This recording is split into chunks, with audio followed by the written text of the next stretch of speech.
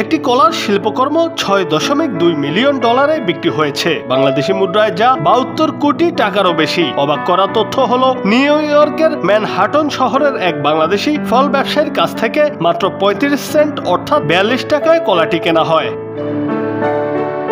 এরপর দেওয়ালে স্কচ টেপের মাধ্যমে সেটে দিয়ে এটিকে দেওয়া হয় শিল্পকর্মের খেতাব। নিলামের মাধ্যমে এই শিল্পকর্ম কলাটি কেনেন চীনা বংশোদ্ভূত ক্রিপ্টোকারেন্সি ব্যবসায়ী জাস্টিন মুন। ওই সময় তিনি জানান কলাটি তিনি খেয়ে ফেলবেন। নিজের দেওয়া সেই কথা রেখেছেন জাস্টিন মুন। ৭২ কোটি টাকায় কেনা সেই কলাটি সত্যিই খেয়ে ফেলেছেন তিনি। মাত্র ৪২ টাকার কলা ৭২ কোটি টাকায় বিক্রি হওয়ার পর এ নিয়ে বিশ্বব্যাপী হইচই শুরু হয়।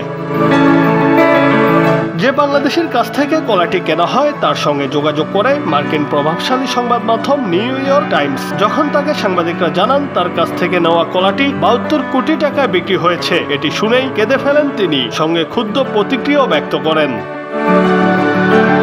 ২০০৭ সাল থেকে যুক্তরাষ্ট্রে বাস করা কলা বিক্রেতা শাহ আলম সংবাদ মাধ্যমটিকে বলেন, আমি গরিব মানুষ, আমার কাছে কখনো এমন অর্থ আসেনি, আমি এত অর্থ দেখিও নি। নিউ ইয়র্ক টাইমস শাহ আলমকে নিয়ে সংবাদ প্রকাশের পর ৭২ কোটি টাকায় কলা কেনা জাস্টিন সান ঘোষণা দিয়েছেন এই বাংলাদেশিকে সহায়তায় তার কাছ থেকে তিনি ১ লাখ কলা কিনবেন এবং সেগুলো বিনামূল্যে বিতরণ করবেন। জাস্টিন সান এক্সে লেখেন, শাহ আলমকে ধন্যবাদ জানাতে আমি নিউ ইয়র্কের আপার ইস্ট সাইডে তার দোকান থেকে ১ লাখ কলা কেনার সিদ্ধান্ত নিয়েছি। তার দোকানের মাধ্যমেই এই কলাগুলো বিশ্বব্যাপী বিনামূল্যে বিতরণ করা হবে।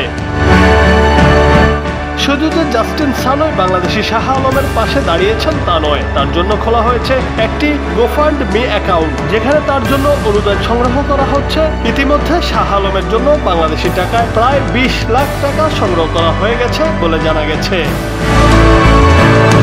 জুনায়েদ আহমেদ, বাংলা টিভি।